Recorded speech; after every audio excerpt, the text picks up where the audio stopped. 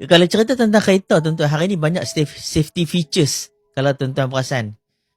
Keselamatan, dari sudut keselamatan lah. Dari segi seat belt, ada airbag. So kalau dulu kereta, airbag ada dekat steering saja. Ataupun tempat, kemudian ditambah dengan tempat penumpang. Kemudian airbag sampai 6 airbag, ada 8 airbag. So benda tu safety. Kenapa tuan-tuan? Kenapa kita manusia, kita cipta safety tu? Kalau perasan lah.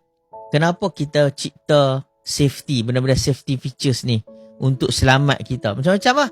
Selamat daripada lemah, selamat daripada kapal terbang, selamat daripada duduk dalam kenderaan, pengangkutan awam, apa lagi? Apa sajalah untuk keselamatan. Sebab apa? Musibah yang berlaku tu kita tak tahu. Setuju tak? Kita tak tahu musibah. Sama juga macam takaful. Kita cipta takaful tu sebab kita nak manage risiko. Risiko yang ada di sekeliling kita tu, kita nak manage. Kita tak boleh nak elak. Setuju? Setuju tak kita tak boleh elak risiko yang berlaku, musibah yang berlaku di keliling kita tu, kita tak boleh nak elak.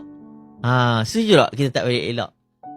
Kita kena melalui risiko tu.